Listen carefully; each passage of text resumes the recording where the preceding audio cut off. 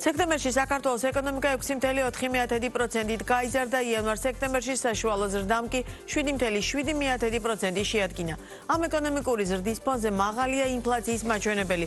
ოქტომბერში ფასების დონე წლიურად 5%-ზე მეტად არის გაზრდილი და აღემატება ეროვნული ბანკის მიზნობრივ 3%-იან ნიშნულს.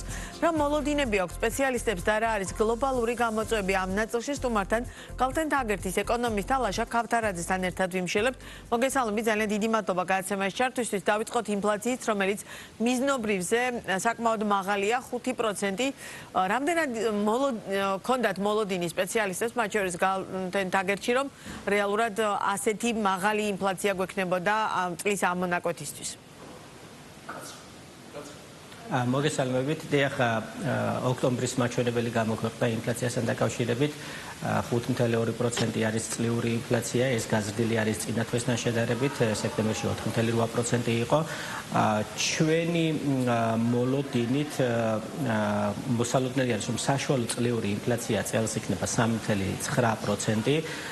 ამის მანამდე ჩვენი პროგნოზი 3.7% იყო, თუმცა ეს ამ პროგნოზის გადახედვა მოგვიწია ზრდის მიმართულებით და აქ ამის ძირითადი მიზეზი იყო, რომ ოქტომბრიდან ხორბლის პური გაიზარდა, დაახლოებით თვის ჭრილში ეს იყო 4.5%-იანი ზრდა და ეს იყო ძირითადი მიზეზი უმეტესწილად რის გამოც გადავხედეთ, ასე ვთქვათ, ინფლაციის პროგნოზს, მაგრამ ვფიქრობთ, რომ ოქტომბერში დაფიქსირებული ინფლაცია თვის ჭრილში ეს იქნება პიკური მაჩვენებელი და უკვე ნოემბრიდან ჩვენ საბაზო ეფექტის გამო, იმიტომ რომ შარშან ნოემბერ-დეკემბერში ინფლაციის ზრდა დაიწყო და ამ ეფექტის გამო შენელება გვექნება, შესაბამისად წლის ბოლოსკენ ველოდებით, რომ 5%-ზე დაბალი იქნება წლიური ინფლაცია. ამის ფონზე ვღებულობთ საშუალო წლიური ინფლაციას 3.9%-ს. ეხლა რა განაპირობებს ამ ინფლაციას? ეგა საინტერესო და გლობალურ ბაზრებზე არსებული ტენდენციებიც რო შევაფასოთ, ანუ მაგალითად ამ ინფლაციის ამ ნაწილში რა იყო გლობალურად გაზრდილი მაჩვენებლების და მიზეზით და რა ადგილობრივი, თქვენ ახლა ახსენეთ ხორბალზე და ფქვილზე პურზე გაზრდილი ფასი უკაცრავად. ანუ რა ფაქტორები არის, რაც გლობალურად ახდენს გავლენას და რა ფაქტორებია, რაც დაუშვათ შიდა მიმართულებით ახდენს გავლენას?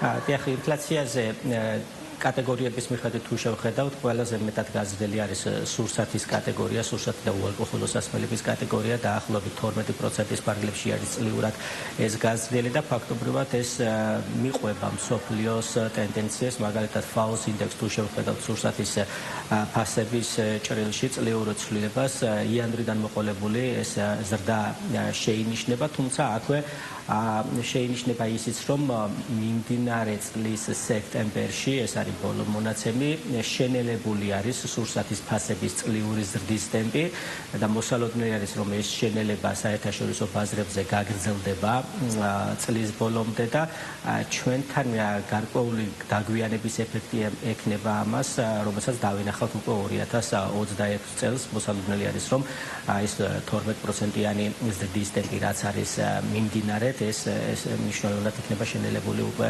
2026 წელს.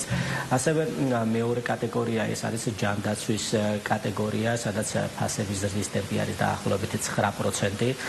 ნუ აქ ეს შიდა ფაქტორებით არის განპირობებული და ნუ რომ დავყოთ და შევხედოთ ინფლაციას სამი მსხვილი კატეგორიის მიხედვით, ანუ ადგილობრივად რა პროდუქცია, საქონელი და მომსახურება იწარმოება და მისი ფასები როგორ იცვლება, ძირითადად ეს განაპირობებს, ასე ვთქვათ, მიმდინარე წელს რა ინფლაციაც გვაქვს, მაგალითად ოქტომბერში თუ 5.2% იყო ინფლაცია, აქედან დაახლოებით 2.9% პუნქტი სწორედ მოდიოდა ამ ადგილობრივად წარმოებული საქონლის და მომსახურების ინფლაციაზე. შემდეგ მოდის კატეგორია, რომელიც სადაც ვეძახეთ შერეული ფასე საქონლისა და მომსახურების კატეგორიას, აქ არის როგორც ადგილობრივი, ასევე იმპორტირებული და ხედავთ, რომ აქაც დაჩქარებული არის ინფლაციის ტემპი.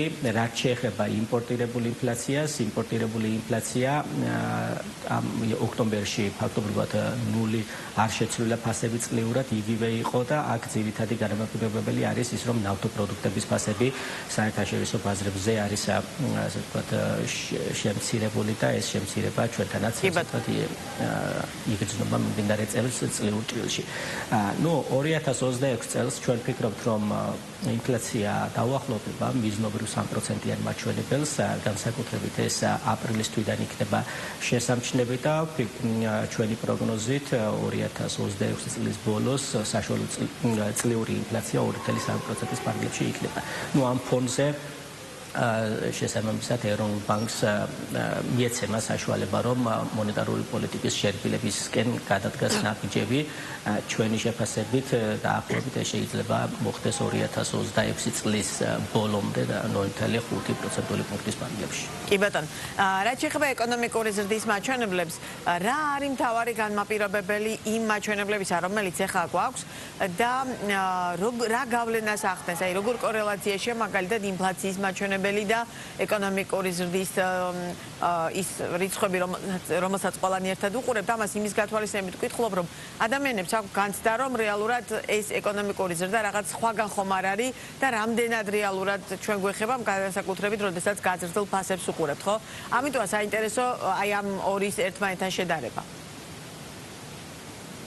რაც შეეხება ეკონომიკურ ზრდას, ჩვენ ვხედავთ, რომ ნორმალიზება ხდება ეკონომიკური ზრდის ტემპის მესამე კვარტალში 6.5%-იანი ზრდა დაფიქსირდა საქსტატის წინასწარი მონაცემებით, ეს ფაქტობრივად თანხმდრაში იყო ჩვენს მოლოდინთან. ჩვენი პროგნოზით მეოთხე კვარტალში ოდნავ მაღალი ზრდის ტემპი იქნება მესამე კვარტალთან შედარებით, გამომდინარე იქიდან, რომ საბაზო ეფექტი იმოქმედებს და ასევე ყურადღება უნდა გავამახვილოთ, რომ მთავრობის ინფრასტრუქტურული ხარჯების 9 თვეში შესრულება არის, ასე ვთქვათ, წინა წლებთან შედარებით დაბალი და ვფიქრობთ, რომ მეოთხე კვარტალში იქნება დაჩქარება, რომელიც ასევე ეკონომიკურ აქტივობაზე იმოქმედებს და ჩვენი პროგნოზი არის, რომ მეოთხე კვარტალში 6.8%-იანი ზრდით წლიურ მაჩვენებელი იქნება სავარაუდოდ 7.5%, რაც ფაქტობრივად ჩვენ არ შეგვიძლია ეს პროგნოზი მიმდინარე წლის მაისიდან მოყოლებული. ამ ზრდას განაპირობებს ძირითადად მოხმარება, როდესაც მოხმარება მაღალი არის, ეს ბუნებრივი არის, რომ ასე ვთქვათ, შიდა მოთხოვნის ზრდაში გამოიხატება. შესაბამისად, აქ როდესაც ინფლაცია იზრდება, ეს ლოგიკურადაც შეიძლება აიხსნას, რომ მაღალი მოთხოვნა არის ქვეყნის შიგნით, რომელიც მაგალითად მიმდინარე და აღემატება მის პოტენციურ დონეს და როდესაც მაღალი მოთხოვნა არის, შესაბამისად გარკვეულწილად ფასებზე ზეწოლა შეიძლება კონდეს. რაც შეეხება აქ შეიძლება კითხვა გაჩნდეს, რომ მაგალითად გასულ წელსაც 2023 წელსაც მაღალი ეკონომიკური ზრდა იყო, მაგრამ ინფლაცია დაბალი იყო. ამ შემთხვევაში ჩვენ საქმე გვაქვს იმასთან, რომ წინა წლებში ძირითადად იმპორტირებული ფასების კლება განაპირობებდა ინფლაციის დაბალ მაჩვენებელს და ასევე ის იყო მნიშვნელოვანი კიდევ, რომ ფაქტობრივად ადგილობრივი მოთხოვნა მაღალი რჩებოდა, თუმცა ამას რა თქმა უნდა, როგორც უკვე აღნიშნე, ანეიტრალებდა ეს საგარეო ფაქტორებიდან მომდინარე პირიქით გამაგრილებელი ზეწოლა ინფლაციაზე.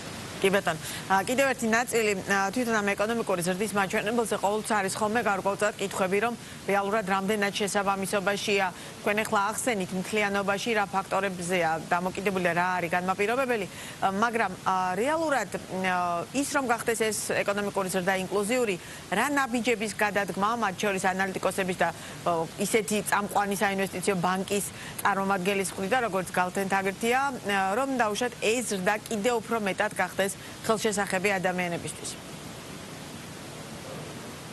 ეს უფრო გრძელვადიან პრობლემებთან არის დაკავშირებული. აქ სტრუქტურული ცვლილებები ეხება პირველ რიგში ეს არის მაგალითად ეკონომიკის სექტორებს რომ შევხედოთ, ხო, განათლების სექტორი არის, რომელიც ჯერ კიდევ დაბალპროდუქტიული არის ეს დარგი. ამ კუთხით, ასე ვთქვათ, საჭირო არის რეფორმები იმისათვის, რომ მომზადდეს მაღალკვალიფიციური კადრები და შესაბამისად მაღალკვალიფიციური ამ კადრების ჩართულობით უკვე ეკონომიკაში, შემდგომ, როდესაც ეკონომიკა გაიზრდება, ყველა მეტნაკლებად ასე ვთქვათ იგრძნობს ამას.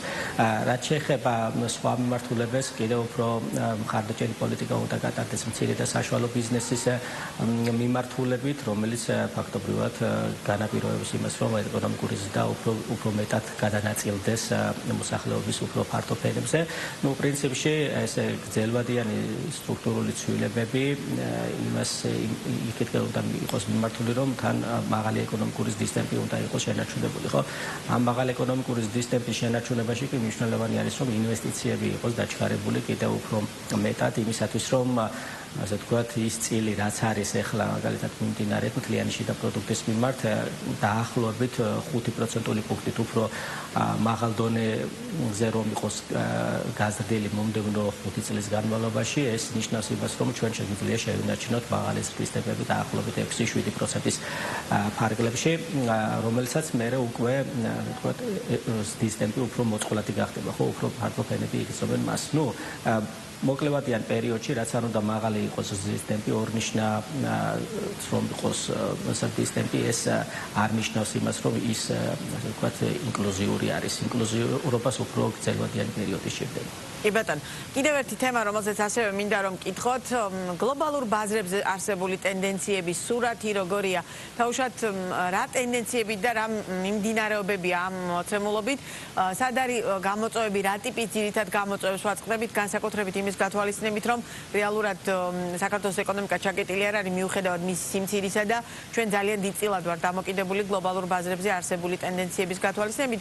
რაიმე ტიპის გამოწვევა ამ დროისთვის არის თუ არა და უშოთ თუ არის რა ძირითად რისკებზე და გამოწვევებზე შეიძლება ვისაუბროთ. დიახ, გამოწვევები შეგვიძლია ვთქვათ, რომ კონფლიქტები არის მნიშვნელოვანი გამოწვევები.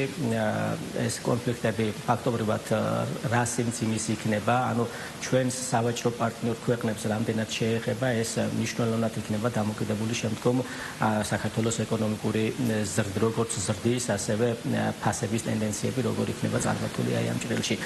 შეგვიძლია მაგალითად ერთ-ერთი ასე ვთქვათ, საფრთხილო თემად მივიჩნიოთ საერთაშორისო ბაზრებზე თუ როგორ წარიმართება მაგალითად ნედლეულისა და ნავთობპროდუქტების ფასების დინამიკა. ეხლა რასაც ხედავთ ჩვენ გლობალურად ანალიტიკოსები ფაქტობრივად ვარაუდობენ, რომ 2026 წელს ნავთობპროდუქტების ფასები კიდევ უფრო შემცირდება, ვიდრე 2025 წელს ფიქსირდება. ეს ფაქტობრივად კარგი არის ეს იმ ქვეყნებისთვის, რომლებიც ნავთობიმპორტიორები არის და შესაბამისად ეს ფაქტობრივად ანელებს იმ ზეწოლას, რაც შეიძლება ჩვენ ასე ვთქვათ ნავთობიმპორტიორმა ქვეყნებმა მივიღოთ, ხო? ამ ბაზრებიდან. შესაბამისად, თუ პირიქით საპირისპირო წარიმართება ეს პროცესი და ანუ კონფლიქტების ფონზე გაიზრდება ნავთობპროდუქტების ფასები, აი ეს შემდგომ უკვე მნიშვნელოვანი რისკი იქნება, რომ წნეხი აისახება ეს ნავთობიმპორტიორი ქვეყნების მთლიან ინფლაციაზე, მათ შორის რა თქმა უნდა ჩვენს მოვიაზრებით აი ამ პროცესში და ეს უკვე შემდგომ ცვლის სურათს, მაგალითად ის რომ ასე ვთქვათ იმპორტირებული ინფლაცია გაიზრდება, ამას შეიძლება მოყვეს ის რომ ეროვნულ ბანკს არათუ შემცირება, არამედ პირიქით მონეტარული პოლიტიკის გამკაცრება მოუწიოს. მონეტარული პოლიტიკის გამკაცრება გაზრდილი ინფლაციასთან ერთად შესაძლოა ამან კიდევ უფრო შეასუსტოს ეკონომიკური აქტივობა და ფაქტობრივად ამ ჭრილში შეიძლება გლობალურ ტენდენციებთან ერთად იყოს წარმართული ეს პროცესები. და ჩვენი საუბრის ბოლოს, რა თქმა უნდა, ლარის კურსი. ამ მოცემულობით საკმაოდ სტაბილურ ნიშნულზე არის ლარი, რამდენიმე პუნქტით უფასურდება ან მყარდება, თუმცა რაღაც 2.72-ის ფარგლებშია ამ დროისთვის. რა მოლოდინი უნდა გქონდეს, ანუ შესაბამისად გამყარებისა თუ გაუფასურების და რა ფაქტორებზე იქნება ეს დამოკიდებული? მაგალითად, იგივე შემოდინებები იქნება ეს ფულადი გზავნილები თუ ტურისტული ნაკადებიდან მიღებული შემოსავლები, რამდენად იძლევა იმის საფუძველს, რომ მათ შორის საინვესტიციო ნაწილი ახსენეთ თქვენ, რომ დავუშვათ ლარის გაუფასურებას არ ველოდოთ. დიახ. აქ ჩვენ აუცილებლად უნდა გავითვალისწინოთ საბაზისო სცენარით მოცემული კონტენტი, როგორც ქვეყნის შიგნით, ისე გლობალურად რაც ხდება, რასაც ჩვენ ხედავთ, რომ საერთაშორისო იგივე ანალიტიკოსები საუბრობენ, რომ დოლარი გლობალურად დასუსტებული დარჩება 2026 წელსაც, ეს პოზიტიური არის ლარის კურსისთვის. ამასთან ერთად ჩვენ ხედავთ, რომ სავალუტო შემოდინებები საკმაოდ ძლიერი არის ქვეყანაში, 9 თვის მონაცემებით გაზრდილი არის როგორც ტურისტული შემოსავლები, ასევე ფულადი გზავნილები, ექსპორტი მნიშვნელოვნად არის გაზრდილი, მათ შორის ექსპორტმა სექტემბერში თვის ჭრილში რეკორდული ასე ვთქვათ მაჩვენებელი დააფიქსირა. 703 მილიონი დოლარი შემოვიდა. ნუ აი ამ ფონდზე, აი ამ ფაქტორების გათვალისწინებით ჩვენ ვფიქრობთ, რომ 2026 წელს ლარის კურსი ფაქტობრივად იმ დონეზე უნდა იყოს შენარჩუნებული, რაც მიმდინარედ არის. ნუ 2025 წელს წლის დასაწყისში მაღალი იყო კურსი და შემდგომ წლის მეორე ნახევარში ასე ვთქვათ ქვემოთ წამოვიდა.